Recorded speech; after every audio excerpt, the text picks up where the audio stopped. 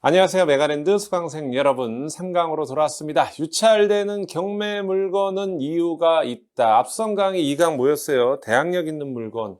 야, 기초 강의하고 심화 과정하고 상당히 좀 괴리가 있는데, 어려워요. 대표님, 교수님 어려워요. 이거 어떻게 해야 돼요? 어려워.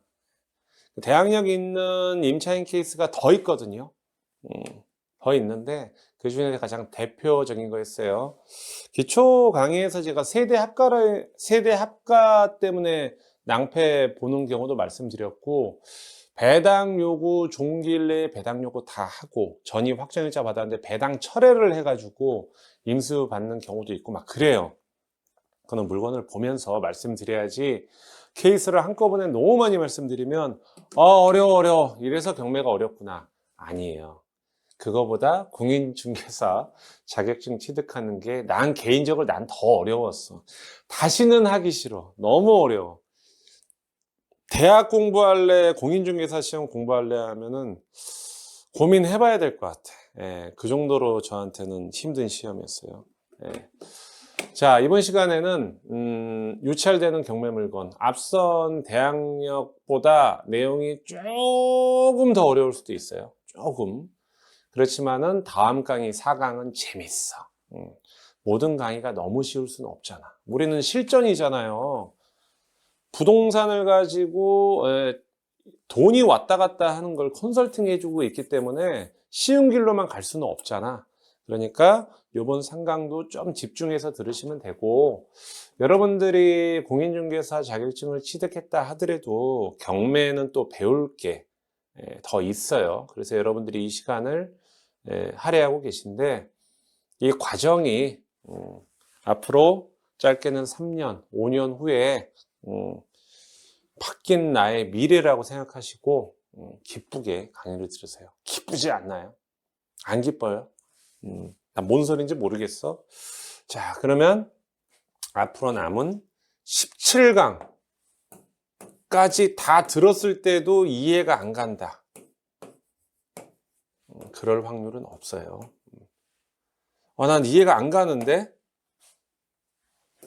이 교수 거 강의 들어도 나는 알지. 왜 이해가 안 가는지. 주무셨어.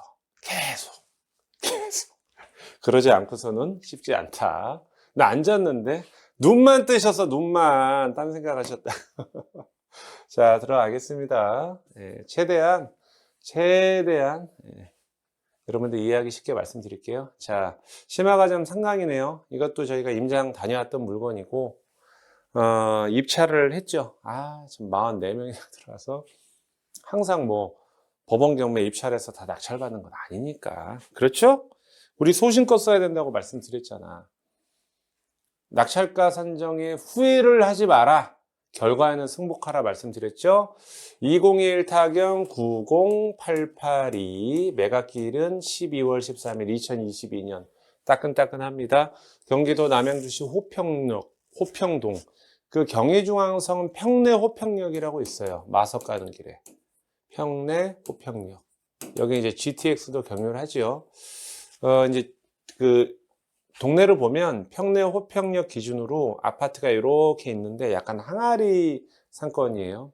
옆으로 뻗어나갈 데는 없고 아파트가 이렇게 있으면 그 안에 상가들이 있다. 그래서 화면 보시는 바와 같이 이런 복합 상가가 많은데, 이게 몇 층이었더라? 3층에 있었던 스터디 카페인데, 동네마다 스터디 카페가 있는데 배후에 이 아파트나 주택 인구수 대비해서 상가가 과공급이 아니기 때문에 대부분 저런 복합 상가라 하더라도 공실이 거의 없었다. 특히 이 물건 같은 경우는 되게 많잖아요. 점유자들이 공실 하나도 없었어요. 하나도. 자, 이게 어떤 물건이냐면은 대지건이 15.7하냐. 자, 대장 용도는 뭐 체력 단련장, 근린생활시설, 상가 점포인데 중요하지는 않아요. 뭐 단순 용도 변경만 안 한 것뿐이고, 우리 그 공법 배웠잖아요. 같은 종끼리는 뭐 상관없다고. 용도 변경이 가능하고 근생으로 돼 있어요. 근생. 자, 3층이 이제 체력 단련장 근생 중에 얘는 근생이라는 얘기죠. 대지건이 15.78, 전용이 꽤 커요. 전용 면적이 68평. 되게 크죠. 감정가가 얼마야? 5억 4,900. 와, 최저가가 아무리 30% 저감됐어도 경기도는 30%라고 말씀드렸잖아요. 3억 8,400밖에 안 해. 전용 68평이 3층에. 그리고 노벨 스터디 카페라고 그래서 이분이 참 운이 안 좋아. 여성분인데 임장을 갔는데 이 68평, 전용 68평을 꾸미는데 2억이 넘게 들었어. 내가 봐도 시설을 보니까 2억 넘게 들었더라고. 그 동네에서 스터디 카페 시설이 제일 좋아요.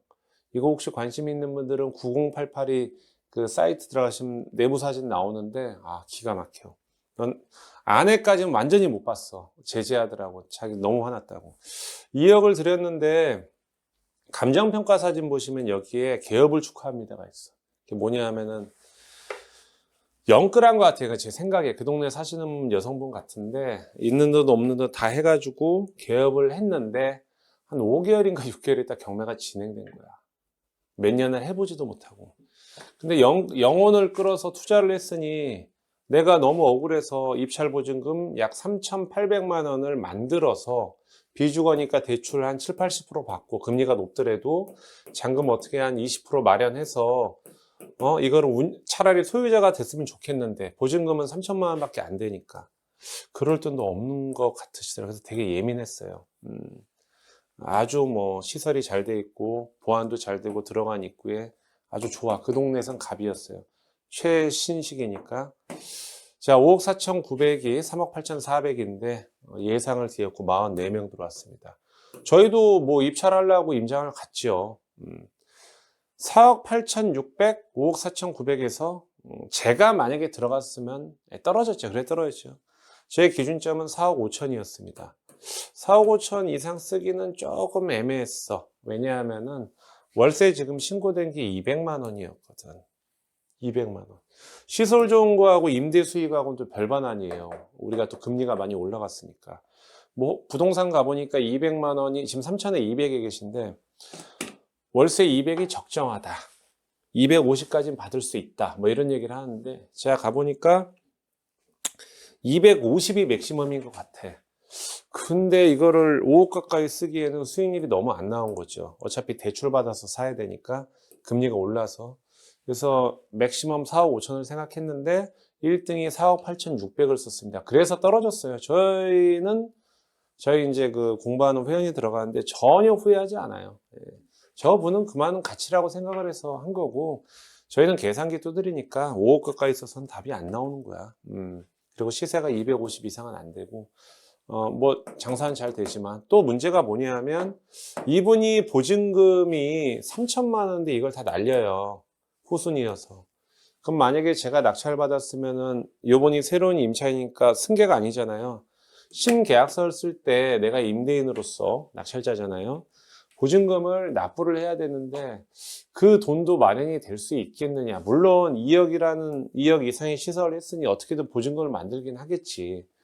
심리적으로 위축되어 있는 사람한테 내가 보증금을 5천을 달라고 한다던가 월세 200이 작아서 250을 달라고 했을 때 어떠한 또 마찰이 있을 거라는 생각을 충분히 했기 때문에 4억 5천을 적정으로 봤다라는 건데 여기가 장사가 잘 되고 시설이 좋다 보니까 저는 여기가 많이 왔다 갔다 하곤 했어요. 그래서 금리 대비해서 수익률이 좀 저기 하니까 좀 낮으니까 뭐 많아야 10명에서 한 15명, 진짜 많으면 20명 들어오겠다. 뭐 그런 생각을 했어요. 20명까지는 안 들어올 거야. 10에서 15명 정도 했는데 44명이나 들어왔더라고요. 그래서 제가 고민해 봤어요. 내가 뭘 미스했지? 단순히 계산기 두드려서 200, 250만 원에 대한 수익률 때문에 그럴까? 아니야. 저거를 직접 사용할 수도 있다. 근데 저분이 시설해 놓은 거를 내가 직접 사용해서 시설비를 줄 필요는 없죠. 자기가 다 떼가면 되니까. 근데 100% 원상복구 못 하겠지. 여기 용도에 맞춰서 해놨으니까. 그러면은 저분이 어느 정도를 놓고 가면은 그걸 활용해서 내가 뭐 스터디 카페를 좀 더 활용해서 쓸까? 뭐 여러 가지 생각을 했는데 4억 8천 쓴 사람을 제가 마음속은 모르게 첫 번째 임장을 갔더니 너무 많은 사람이 왔었기 때문에 좀 공격적으로 썼다. 두 번째 이 스터디 카페 이 분을 어차피 대항력도 없으니까 내보내고 내가 직접 사용한다. 세 번째, 이분이 나간다 하더라도 나는 여기서 전용 68평이고 상권도 좋으니까 내가 직접 다른 용도로 사용한다. 뭐 이런 거 이상은 없겠죠. 근데 계산기 두드려서 하기에는 4억 8천은 셌다. 뭐 이런 얘기죠.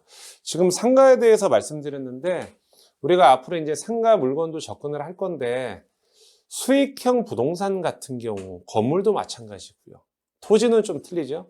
토지는 이제 디벨롭을 해야 되니까 건축행위를 해야 되니까 또 다른 분야인데 상가 같은 경우 이런 구분 상가 하나도 우리가 매수 신청 대리 가로 열고 경매 컨설팅을 하면서 단순히 이거 얼마 써야 돼요?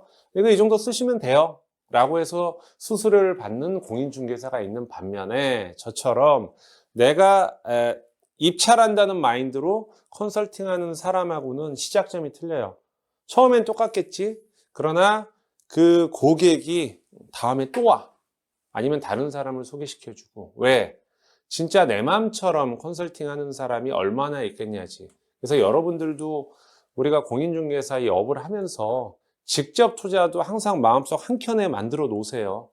저는 뭐 번외적인 얘기인데 공인중개사를 해서 뭐 매수 신청 대리를 해서 우리가 수익을 창출하는 게 저거잖아요. 중개 보수 앤드 수수료잖아요. 그렇게 많이 돈 버는 사람 못 봤어.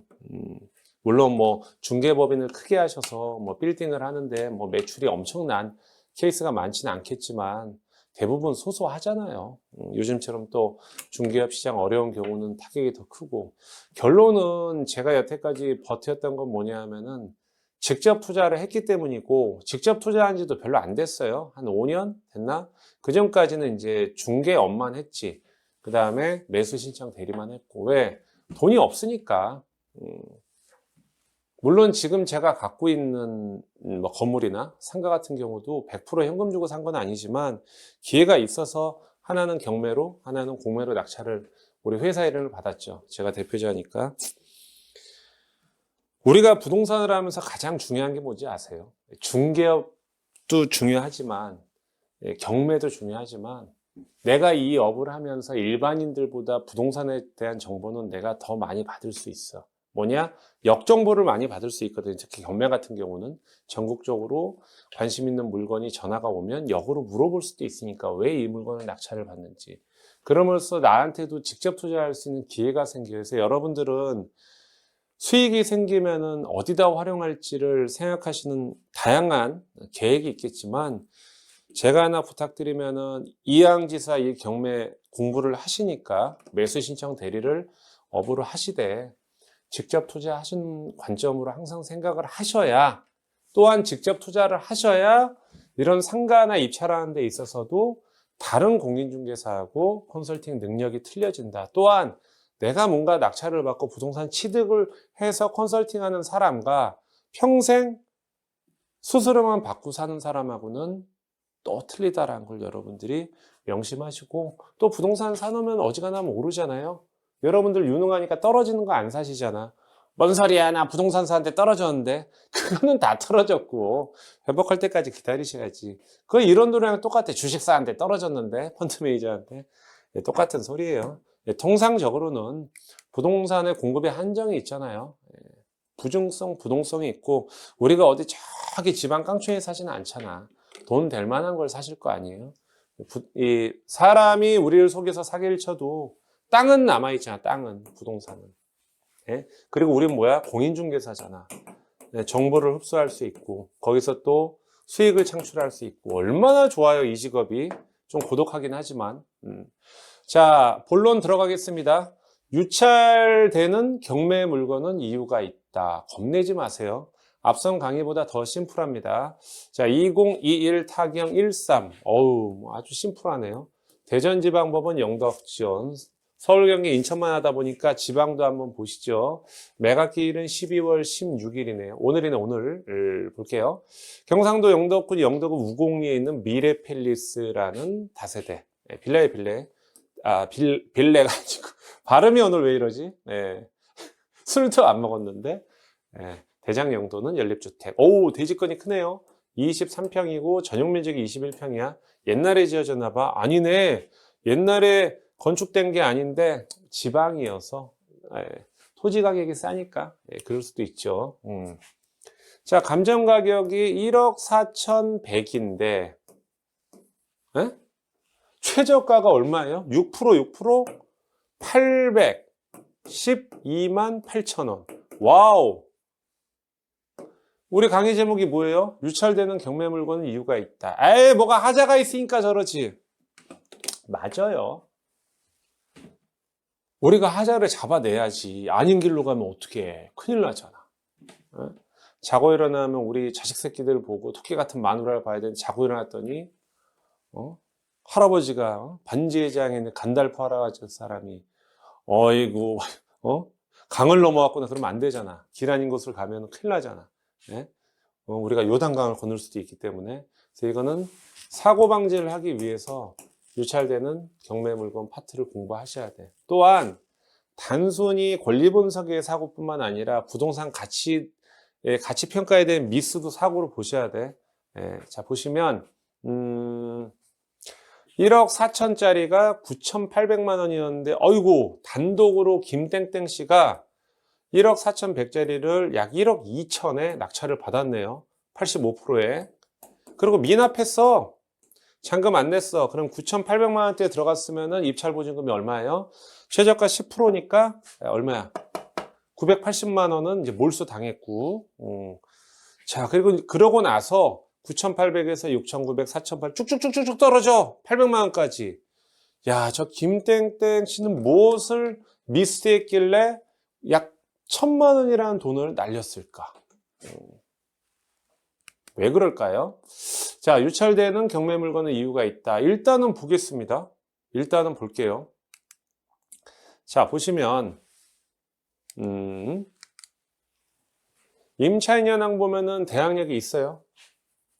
대항력이. 자, 등기부등본 보니까 소멸 기준이 강제경매 기입등기네요. 2021년 1월 7일인데 뭐야? 전입이 없는데 뭔 대항력이 있지? 아, 주거 전세권자구나. 등기부에 기재가 돼 있구나. 선순위인가 보네. 1억 3천이네.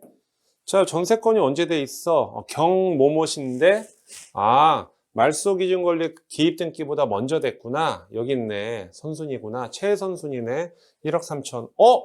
뭐라고 써 있지? 인수. 근데 여기 뭐라고 써 있죠? 특별 매각. 특별 매각 조건에 의한 인수. 이건 또 뭔 소리야? 뭐가 특별해? 아니야, 던졌잖아, 지금. 왜냐면 이게 하나를 배우면 하나가 튀어나오니까. 괜찮아, 괜찮아. 퍼즐을 맞히다 보면 나중에 이렇게 만들어진다니까요. 예. 나 옛날에 경매할 때 집어 던졌잖아. 야, 쉬워, 쉬워. 아무것도 아니야. 근데 까면 깔수록 어렵네. 고통이 있어야지. 벌써부터 다 이해하면 나 뭐 먹고 살아? 나 강의 못 하잖아. 여러분들이 다 자, 다 왔어. 보면. 자, 보면은 영덕 소방서예요. 뭐야, 영덕 소방서? 전세권자로 전세권 설정 듣게 돼 있다. 2017년 3월 27일. 오케이, 봤어. 이게 자세한 거 보려면 등기사항 증명서 클릭 딱 하면 원장 나오는 거 알죠? 등기사항 증명서 나오고 뭐 요약본도 볼 수 있는 거, 예상 배당표도 누르면 나오고 매각물건명세서 요거 매각물건 명세서에 나와 있는 게 여기 나온 거야. 보기 편하게. 예상 배당표도 마찬가지고 등기사항 증명서도 이렇게. 그래서 경매 정보지가 편하다는 거 말씀드리는 거고. 보니까 여기 총 매입가액 보니까 인수금액이 얼마를 쓰던 간에 경상북도 소방서라고 그랬는데 1억 3천이 인수네요. 원인서를 찾아야 되잖아. 왜 그런지. 이게 뭐가 이게 이렇게 써 있다는 거는 매각 물건 명세서에 써 있다는 얘기잖아. 예. 자, 클릭해 볼게요. 클릭했어요. 나왔어요. 예, 나왔죠. 그래서 매각 물건 명세서 보시면 여기 써 있어요. 예, 보시면 을구 순위 7번 등기부에 기재되어 있는 7번 전세권 설정 등기. 전세권 설정 등기는 말소되지 않고 매수인에게 인수된다. 원래는 말소가 돼야 되는데 1억 3천만 원. 그러니까 이거는 뭐 100원을 쓰던 10억을 쓰던 무조건 1억 3천은 등기부에 남아있다는 거지, 선순위로. 그래서 특별 매각 조건이에요. 그래서 매각 물건 명세서가 이렇게 중요해. 그래서 제가 빨간색으로 해놓긴 해놨잖아요. 이거 버젓이 이렇게 정보가 나와 있는데 아까 단독으로 입찰을 하신 거야. 어떤 부분이냐? 여기 보세요. 낙찰을 받아도 요 1억 3천만 원짜리가 원래 이렇게 주말이 돼야 되거든. 선순위 전세건이 털고 나가야 되는데 계속 남아있다는 얘기예요. 예. 그럼에도 불구하고 입찰을 하셔서 미납을 했던 사유예요. 자, 매각 물건 명세서 비고라만 봐도 알 수 있는 내용이었어요. 아무도 안 들어오잖아. 그럼 안 들어오면 어떻게 해요? 지금 보세요. 감정가가 1억 4천인데 1억 3천 안고 간다며. 그러면은 뭐 예를 들어서 700만 원을 쓴다 하더라도 1억 3,700이야. 지금 감정가 1억 4천이야. 그만한 가치가 있느냐 말이지. 그럼 이제 저런 물건은 볼 것도 없어요. 기각되겠지. 아무도 안 들어오면. 근데 경매는 왜 해요? 아, 이런 사람들 때문에 뭐 입찰 보증금 미납되면은 그거 채권 금액으로 충당하려고? 그런 거 아니에요. 저도 이런 게 항상 이게 의문이었거든요. 그럼 왜 하냐? 경매 절차니까 채권 추심의 일환으로 그냥 하는 거예요. 예. 해야 되니까 하는 거예요. 압박으로 할 수밖에 없어. 기간은 요식행위로 하는 거예요. 예. 기각될 확률이 높겠죠. 자, 그래서 유찰되는 경매 물건, 이건 어떻게 보면 권리 분석이잖아요. 권리 분석 할 것도 없죠. 여기 써 있잖아, 여기. 써 있는데 이거를 읽었으면은 저러한 사태가 발생하지 않았을 텐데. 미스테리죠. 예. 안타깝습니다. 그나마 뭐 입찰 보증금이 한 1,000만 원 미만 못 받아가지고 다행이지만 그 1억이었으면 어휴. 그래서 매각 물건에 있어서 비고란을 잘 보라는 얘기야. 법원에서 제공하는 권리분석의 기준 문서 딱 한 장짜리. 예? 자, 요번 볼게요. 다른 케이스예요. 2020 타경 1782. 매각기일은 12월 23일. 예, 진행 중이죠. 경기도 용인시 기흥구 중동에 있는 신동백 롯데캐슬 에코 1단지. 너 어디 살아? 나 저기 용인 살잖아. 그러니까 어디 사냐고. 저기 신동백 롯데캐슬 에코 1단지. 야, 길어. 롯데 아파트야? 요즘에 더 길더라고요. 뭐 레이크 뭐 어쩌고 다 영어야, 영어. 영어. 우리 아파트는 두 글자인데. 자, 용도 아파트, 공동주택 아파트, 대지권 20평. 와, 크다, 커. 대지권이 크다면서 와 했다라는 거는 이 물건이 이제 재건축 연한이 나중에 된다라고 했을 때, 결론은 건물의 가치는 없잖아요. 거의 뭐 빵원에 도래하기 때문에 대지권으로 나의 감정 가격 대비 권리가액이 정해지기 때문에 말씀드리는 겁니다. 대지권 20평이면 뭐 34평 받으면 웬만하면 자기 부담은 거의 없겠는데. 자, 전용 면적이 30평이면 플러스 8하면 38평형. 방 3개, 화장실 2개나 방 4개나 화장실 2개 뭐 이 정도 하겠네요. 자, 보시면 감정가가 4억 8,500이에요. 4억 8,500일 때 여기 보시면은 얼마야? 저기 20명이 입찰을 했네.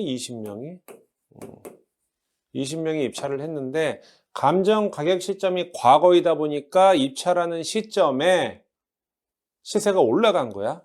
그래서 얼마를 썼어? 낙찰자가 6억 7,900이니까 6억 8천 보고 2등이 차순위가 얼마 썼냐? 5억 7,800, 약 5억 8천.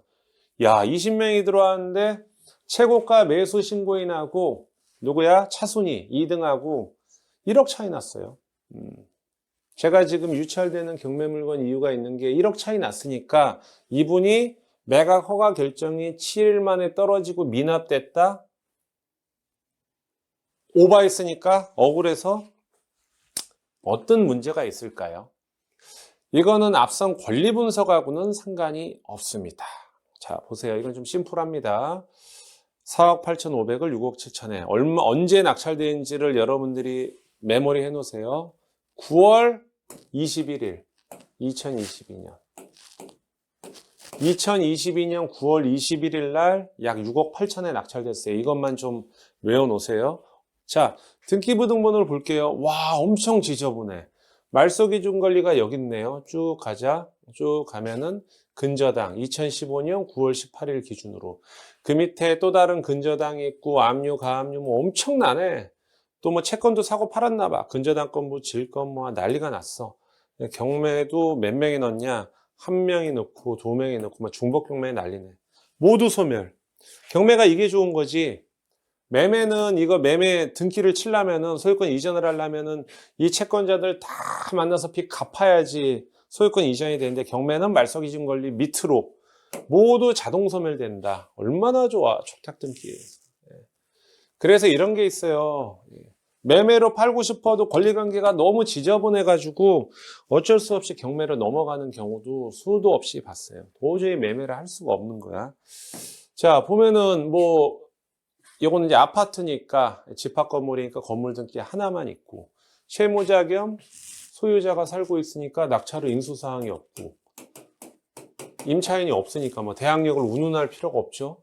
아무 문제가 없네. 1등하고 2등하고 1억 차이 났으니까 미납을 했을까? 여러분들이 생각을 해보세요. 뭔 생각을 하냐? 공부한다고 생각하지 마시고 야, 내 주위 사람이 그랬다고 생각해. 야, 낙찰 받았는데 너 왜 미납했니? 이런 관점으로 생각을 해보시라는 거야. 우리는 지금 돈이 달린 얘기를 하고 있는 거예요. 부동산. 지금 뭐 이런 음료수 하나 가지고 얘기하는 게 아니야, 지금. 재화 자체가 틀려, 단위가. 자, 수원지방법원 매각물권면에서 사건 번호 여기 있죠. 근저당권 있고 조사된 임차 내역이 없으면 아까 없다고 그랬잖아. 뭐 배당 요구 종기고 이런 아무 의미가 없지, 사실상. 비고란도 아무것도 없어요. 아무 문제가 없는데 비고란을 잘 보라고 그랬잖아. 대부분 비어 있는데 여기도 뭐 아무것도 없어. 뭐 특별 매각 조건도 없고. 근데 왜 미납을 했을까? 고민을 해봤어요. 아, 요번 케이스는 내가 어떻게 이거를 자료를 만들까? 보니까 이게 아까 전용 면적이요. 보시면 볼게요. 전용 면적을 체크를 해야 돼. 자, 보시면 99.42야. 환산평수로 30평. 99.42. 아까 9월에 낙찰 받았죠. 자, 99.42가 2022년 3월에 얼마? 24층짜리가 7억 2,500에 매매가 됐어. 이거 실거래거든요. 그리고 이 사람은 6억 8천에 낙찰됐잖아. 2등이 5억 8천을 썼든 어쨌든 간에. 그러면은 뭐 가격이 올라가는 추세니까 그래도 뭐 조금이라도 저렴하게 샀다라고 볼 수는 있어. 그런데 금리 올라갔잖아요. 그 다음 아파트 거품이 빠지기 시작하고 있잖아. 2022년 하반기부터.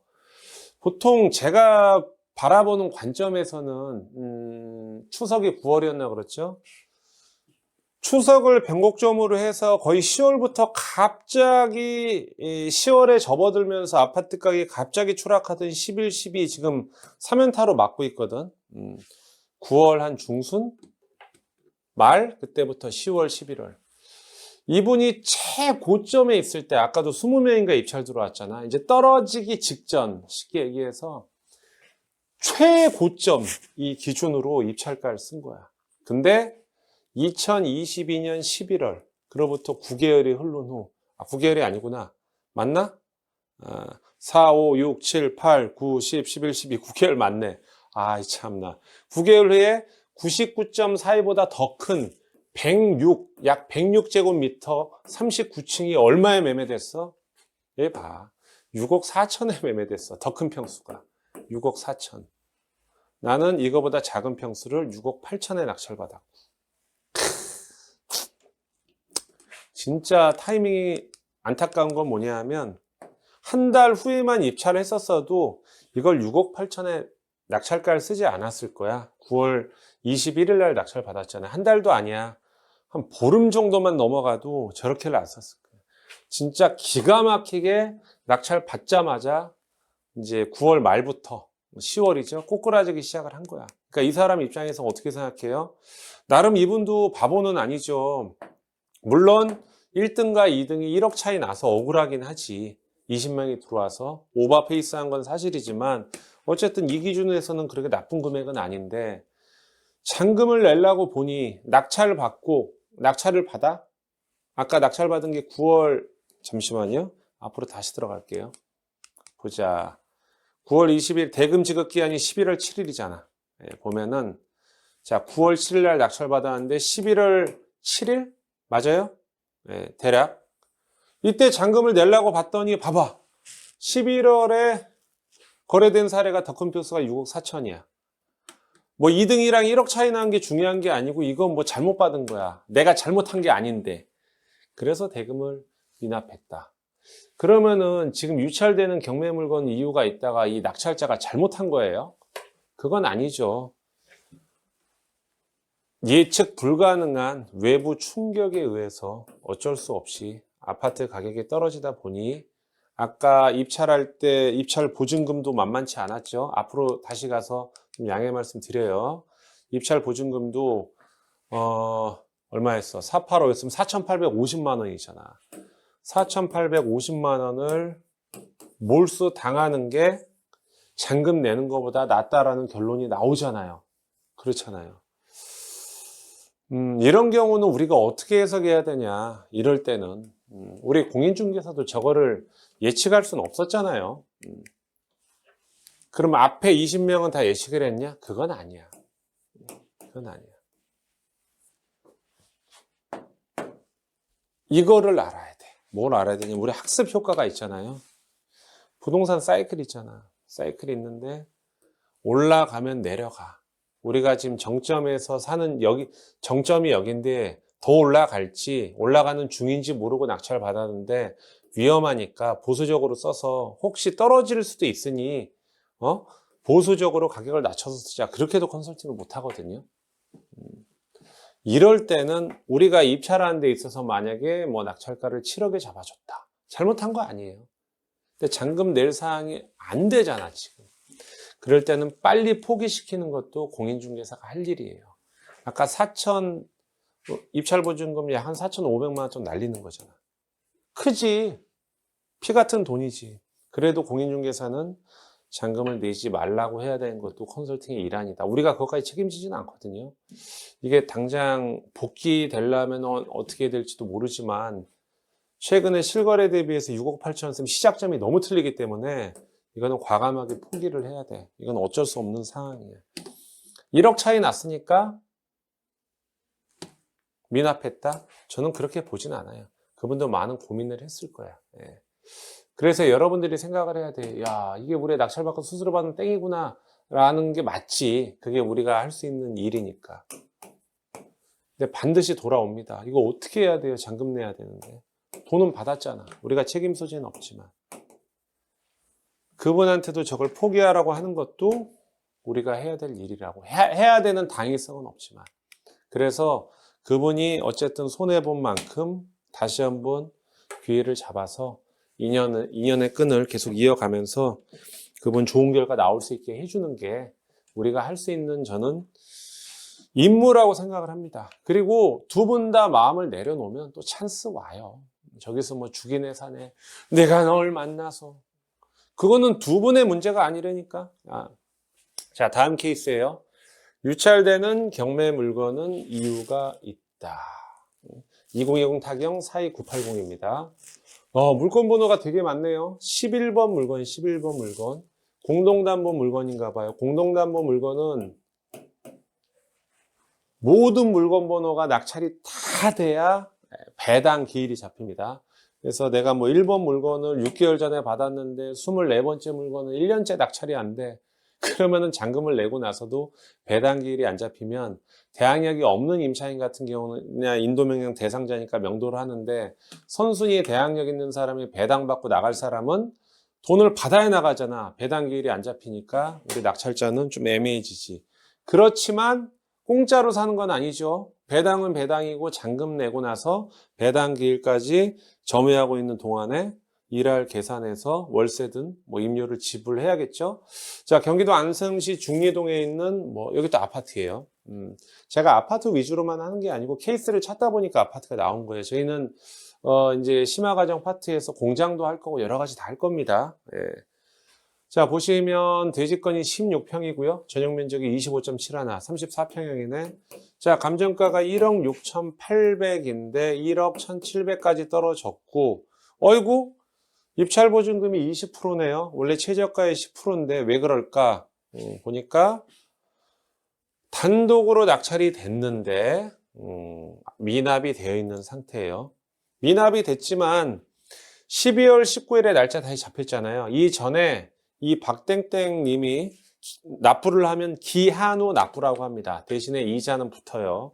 그러면 사건이 종료가 되겠지. 미납이 됐네요. 뭐 아파트 왜 미납을 했을까? 볼까요? 자, 보세요. 권리 분석해 볼까요? 등기사항 증명서 누르면 그 원판이 여기 있고 매각물건명서서 누르면 여기 나와 있다고 얘기했어. 예상배당표 누르면 다른 창이 나오고. 자, 볼게요. 건물등기 보니까 소멸 기준이 근저당 2009년 4월 20일 2009년 4월 20일 임차인 주식회사 어쩌고 저쩌고 전입 확정 배당을 했는데 전입 시기가 2016년. 후순위네? 대항력이 없네? 뭐 보증금 1억 1100, 뭐 우리랑 상관이 없네? 그렇잖아요. 뭐 경매 신청을 했든 안 했든 대항력이 없으니까 낙찰후 인수사항은 없다. 뭐 여기 뭐 써 있어요. 뭐 주택도시보공사 임차인의 권리승계 중요하지 않아. 대항력이 없으니까. 근데 왜 미납을 했지? 11번 물건이거든요. 매각물건 명세서 보면 볼 것도 없겠죠. 최선순위 설정 일자보다 늦게 전입했으니까 이 돈은 의미가 없고 뭐 신 땡땡님 거를 허그 주택도시보증공사에서 권리 승계한 거 이건 나중에 제가 다른 케이스에서 말씀드릴 의미가 없지 대항력이 없으니까. 그럼 뭐가 문제일까? 밑에 볼게요. 밑에 잘 안 보이실 거야. 제가 주테마로 써드릴게요. 아까 보시면 사건이 몇 개가 있냐 하면은 20번까지 있거든. 아파트인데 20번인데 물건번호 1번부터 20번까지 소유자는 한 명이죠. 한 명에 대해서 이제 채권단이 경매를 넣은 거니까 모든 부동산에 이 아파트를 보면은 이 11번에만 걸려 있는 게 아니고 11번 잘 써야겠다. 11번 물건에만 걸려 있는 게 아니고 이 물건 번호 20개 토탈 해가지고 유치건이 들어와 있어요. 유치건이 들어와 있는데 이 땡땡님으로부터 약 15억 그 다음에 누구야? 회사 태성 어쩌고로부터 얼마야? 일시백, 천만씩, 백천, 50억 그 다음에 뭐 있어. 그렇게 그럼 얼마야 지금? 두 명만 해도 금액이 65억에다가 또 한 명 있네요. 최땡땡이 5억 2천이 돼 있어요. 그리고 유치권 배제 의견서도 있어요. 채권자가 유치권 배제 의견서가 냈겠지. 이거 아니다. 이거 유치권 성립 안 된다. 채권자는 왜 유치권 배제 신고를 하느냐? 진정한 유치권자면 판결문이 있어서 매각 물건 명세서에 오픈됐겠죠. 뭐 예를 들어서 공사대금 유치권이든 어떠한 형태의 유치권이든 뭐 금액이 뻥튀기가 됐거나 유치권 자체가 성립이 안 되는데 저걸 신고를 해가지고 낙찰이 안 되게 유찰이 쭉쭉쭉쭉 되면은 채권자는 결론은 자기의 채권을 회수하기 위해서 경매를 넣는 건데 낙찰가가 적정선이 유지가 돼야지 채권 확보가 되는데 너무 낮게 낙찰이 되면은 회수가 안 되잖아요. 그래서 뭐 그런 요건에 의해서 보통 채권자가 유치권 배제 의견서를 냈어요. 유치권 배제 신청서, 의견서를 법원에 제출했다고 해서 저 사람들의 유치권이 없어지거나 가짜다. 이거 아니에요. 민사집행법은 무조건 절차법이라 유치권 신고를 해도 공시를 해주고 배제 신청서를 넣어도 공시를 해주고 판단은 우리가 해야 되는 거예요. 근데 웃긴 거는 이게 11번 물건에만 있는 게 아니고 1번부터 20번 전체에 걸쳐서 아파트에 걸려 있는 거야. 그럼 보세요. 그럼 어떻게 해야 돼? 그래? 그럼 얼마 이거 65억에다가 오면 약 70억이잖아. 70억 나누기 아까 20개래매 물건. 그래서 n분의 1 하면 되는 거 아니야? 그게 아니에요. 전체 특정 호수를 지정해서 한 게 아니기 때문에 이 유치권자들은 어쨌든 본인이 신고한 금액을 다 변제받기 전까지는 어떠한 형태로든 낙찰받은 사람들한테 뭐 얘기해서 받든 뭐 하든 그거 아닌 이상은 유치권을 해제할 생각이 없는 거야. 어떤 의미인지 아시죠?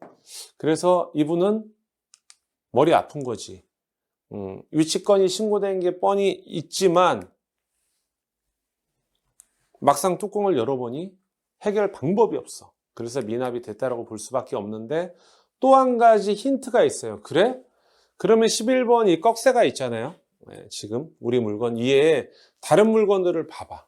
예, 보시면은 좀 특이한 게 있어요. 아까처럼 잔금을 납부하지 않았다라고 하면 유치권자의 저항이 너무 세거나 법률적으로 우리가 이길 수 없기 때문에 낙찰받고 미납을 해야 되는데 이거 봐라. 이 아파트 동일한 아파트예요. 예, 호수만 틀리겠지. 물건 번호 2번 잔금 납부했지.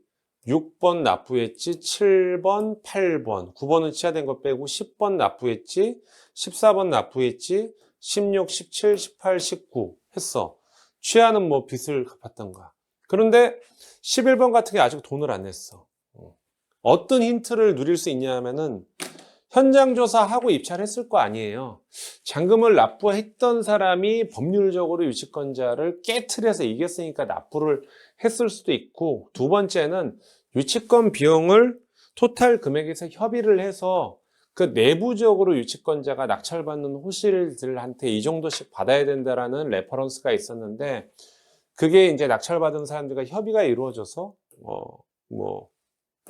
협의가 이루어져서 잔금을 납부할 수도 있고, 예, 그런 얘기입니다.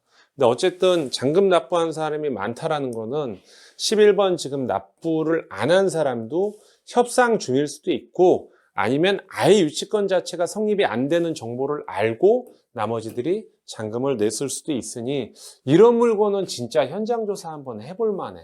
그런데 어쨌든 지금 제목은 유찰되는 경매 물건 이유가 있다라는 거는 리스크가 있기 때문에, 제가 지금 이거 현장 조사를 갔다 온 게 아니잖아요.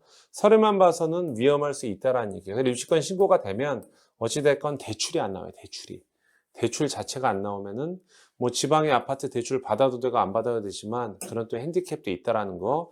그리고 공동담보 물건에 대한 핸디캡, 모든 게 낙찰이 돼야지 배당기일이 잡힌다고 말씀드렸죠. 그런 케이스였습니다.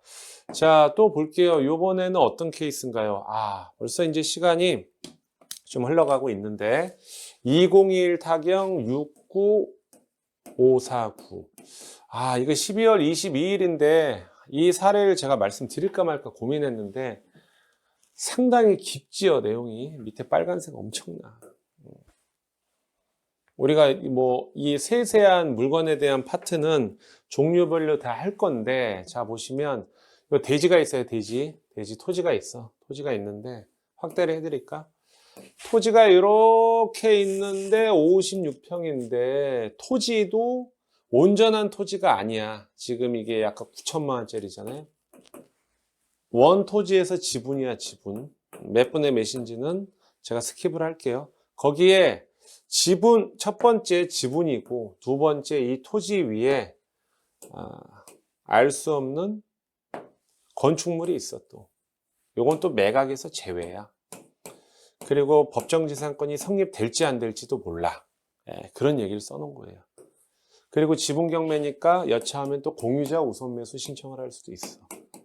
일단 대출이 안 나온 건 기본이고, 지분의 법정지상권까지 성립이 되네 안 되네, 이게 제시의 건물이니까 아주 그냥 백화점처럼 토탈 서비스예요. 할 수 있는 경우의 수는 다 있어. 그래서 이게 6억 6,300만 원이 9,200이었는데 6명이 들어왔어. 6명이 들어와서 100%에 낙찰됐어요. 야, 차이는 많이 났네요. 1등이 9,200, 2등이 6,700. 근데 몇 명 들어왔어? 6명이 들어왔는데 어쨌든 미납이 됐어요. 야, 뭐 한 2천 얼마 차이 나서 그런 건가? 그런 것 같진 않아요. 제가 볼 때는. 그래서 요번에 입찰하려면은 재매각인데 얼마야? 최저가 6,300으로 다시 돌아와서 30% 준비해야 돼. 1,900. 이거는 법원의 재량이에요. 보통 재매각은 20%인데 20에서 30%인데 여기 30%로 했어. 이렇게. 자, 보시면 화성시 마도면에 있는 거니까 나쁘지 않죠. 송산 그린시티 언저리에 있으니까. 제시외 건물 현황 보면 건물 두 동이 있잖아. 미상, 매각에서 제외라고 써 있지. 대학역이 또 있어요. 서땡땡 있는데 뭐 여기 써 있죠. 서땡땡이 있긴 하지만 세대연으로 등재된 사람은 서땡땡이 아니고 이환도다. 이 사건의 채무자, 소유자다. 그러니까 이거는 뭐 큰 의미는 없는데, 건물 두 동이 매각에서 제외됐으니까 토지 이외에 저 건물 갖고도 분쟁이 생겨. 또한 법리적으로 법정지 사건이 성립되네 안 되네 그것도 따져야 되는 거예요. 자, 여기 보면은 소멸기준, 가압류, 이함모, 지분 이렇게 써 있어요. 네, 자, 볼게요. 이제 매각물권 명세서가 머리가 아픈 거야. 이게 되게 중요하다는 걸 여러분들이 아셔야 돼요. 최선순위 설정일자 2020년 8월 20일보다 뭐 선순위가 있어. 서땡땡이 있는데 의미 없고. 자, 보면 자, 비고란을 한번 읽어 드릴게요. 저 작으니까 글씨가 작으니까. 첫 번째 지분 매각이 좀 써 있어. 지분 매각. 두 번째 56평이 온전한 내 땅이 아니라고 몇 분의 몇이에요. 그건 넘어간다고 했죠. 자, 지분 매각이니까 공유자 우선 매수한다고 그랬고 공유자 우선 매수는 한 번 한다. 이것도 우리한테 큰 의미는 없어. 우리가 낙찰받았는데 공유자가 그냥 손 들고 가져가면 끝나. 자, 보면은 세 번째가 뭐냐면은 우선 매수. 세 번째. 지목은 대지이나 대지. 잠깐만요. 대지이나 주거용 건부지로 사용한다. 그게 뭔 소리냐? 대지 위에 맨 땅이 타인 소유의 건물 2동이 있다. 감정가액의 이로 인해서 소유권의 제한을 받고 있다. 이 내용이 앞선 내용 압축된 거예요. 아주 토탈이죠, 토탈. 땅도 온전하지도 않지. 공유자 우선 매수할 수도 있지. 또 토지 위에 정체불명의 뭐 주거니까 뭐 집이 뭐 하나 있고 또 부속 집이 하나 있는지. 자, 그럼에도 불구하고 몇 명이 들어왔죠? 그럼에도 불구하고 6명이 입찰을 했어. 6명이. 그러면은 뭐 금액이 1억 이하니까 최저가가 6,300만 원이었으니까 야, 소액이니까 대출 안 나와도 워낙 입지가 좋으니까 한번 해볼까? 네, 그렇게 해서 입찰했을 수도 있는데 당위성은 이러한 어려운 난이도가 있지만은 그거보다 땅의 가치가 너무 높기 때문에 우리는 입찰을 해야 돼 라는 결론을 도출할 수 있어요. 그래서 이런 물건 같은 경우는 우리가 공인중개사 취득하고 매수 신청 대리를 처음 하는 입장에서 이런 의뢰건이 들어오면 일단은 뭐 사실 우리가 이제 심화과정 끝날 때도 터치를 해드리겠지만은 어느 정도 우리가 초보선에서는 접근하기는 힘들어요. 일단 대출도 안 내고 풀어야 될 게 많아. 소송에 걸릴 문제도 있기 때문에 이거는 이제 앞으로 강의에서 차차 말씀드리겠지만은 일반인들이 접근하기에는 너무 풀 게 많다라는 거.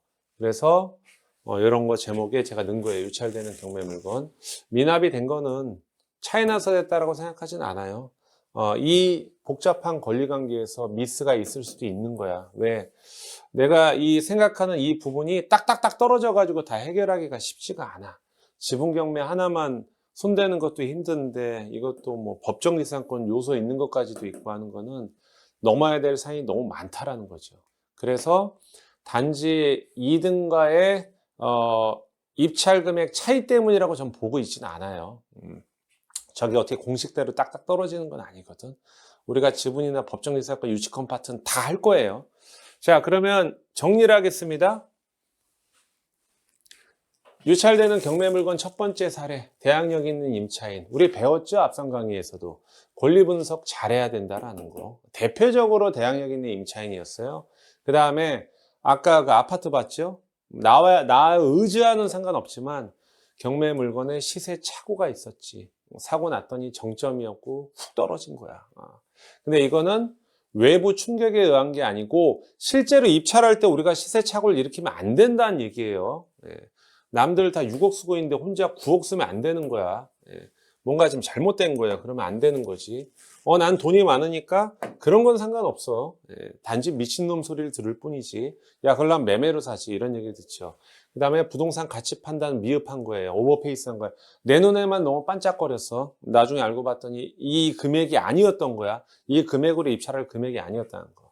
또한 지금 보신 유치권 신고, 지분 경매, 법정지상권 언급도 안 해드렸어요. 터치만 해드린 거야. 대출 안 되고요. 협의가 안 되면 소송까지 생각해야 돼. 짧게는 2년, 길게는 2, 3년 끌고 가야 되는 지루한 장이 이루어질 수도 있다. 입찰하기 전에 철저하게 현장 조사도 해야 되고 판례도 뒤져봐야 되고 안 되면 법률 상담도 받고 들어가야 된다는 얘기고 이런 특수물건 같은 경우는 무조건 저렴하게 낙찰받지 않으면 내가 1년이고 2년이고 3년 동안 만약에 소송을 해야 되는 그 시간에 대한 기회비용을 보상받을 수가 없다. 이걸 비싸게 낙찰받는다? 정신 나간 거죠. 자, 제시의 건물을 본다. 아까 봤죠? 난 토지만 낙찰받았는데 매각에서 제외된 건물이 있거나, 특히 이거 공장을 낙찰받았는데 대부분 공장 안에 기계기구가 매각에 포함이 되는데 포함이 안 되거나 소재가 불분명해. 채무자금 소유자 것도 아니야. 이럴 때 아주 명도할 때 난항을 겪을 수가 있다. 왜? 공장 기계기구가 집안 살림이 아니기 때문에 옮기려면은 막 상당히 무겁고 덩어리가 크니까 만약에 협상이 안 되면, 명도 협상이 안 되면 강제집행 비용이 상당히 많이 나오기 때문에. 또 대지권 미등기, 토지 별도 등기. 대부분 문제는 없는데 이러한 경우 해석 잘못해가지고 유찰되는 경우도 있고 미납되는 사례. 외반과 축물도 경미한 건 상관없는데 이게 중하다. 무단 증축이나 용도가 올 용도 변경이 됐다. 이행강제금 부분이 있기 때문에 또 대출도 연관되니까. 맹지, 도로에 붙어있지 않은 토지를 샀는데 주말 농장할 거 아닌 이상 건축행위를 하거나 나중에 집가 상승을 생각하고 있는데 맹지를 샀어. 맹지 탈출을 하지 않으면은 큰 의미가 없다. 예를 들어서 맹지인 건 아는데 앞으로 도로 개설 계획이 있어, 나라에서. 그런 건 상관없겠죠. 자, 건물만 매각하는 거는 절대 나는 추천하지 않아. 토지만 매각하는 건 상관이 없는데 건물만 매각해서는 출구 전략이 없다. 지금 여기 보면은 대부분 어떻게 보면은 일반인이 처음에 접근하기 쉽지 않은 특수 물건에 대해서 얘기를 한 거거든요. 그거에 대한 사례를 대략 다 넣어놓은 거야. 이거를 우리가 이제 다음이나 다다음 주차 이제 슬슬 강의하면서 하나씩 여러분들하고 공유를 할 테니까 너무 겁먹으실 필요는 없어요. 근데 저는 그렇게 생각을 해. 이렇게 아주 어려운 물건을 저렴하게 낙찰 받는 것도 상당히 좋지. 저도 그런 케이스는 있어요. 근데 사실 많지는 않아요. 시간적인 고통을 감수해야 되기 때문에. 근데 경매하는 인구가 그렇게 많지는 않아요. 하는 사람만 하기 때문에 우리가 뭐 깨끗한 물건을 가치 평가를 잘해서 입찰을 해도 충분해. 근데 이제 하다 보면은 어떤 사람 뭐 난 이렇게 해서 이렇게 저렴하게 낙찰받아서 큰 수익을 누렸다. 그럼 혹하지. 그때는 이제 그 경매에 있어서 전반전을 우리가 배웠다면 후반전이 되는데 특수 물건이 다 정답은 아니에요. 10번 잘하다가 한 번 잘못되면 머리 아픈 경우 있어. 그래서 좀 보수적으로 접근을 하셔야 돼. 제가 이 부분도 어쨌든 다 터치를 해 드릴 거예요. 여러분들은 매수 신청 드릴 지금 처음 하시기 때문에 이 부분 좀 가볍게 보실 필요가 있다. 자, 그래서 이번 시간에는 유찰되는 경매 물건은 이유가 있다라는 말씀을 드렸습니다. 수고하셨고요. 다음 강의에서 뵙겠습니다. 감사합니다.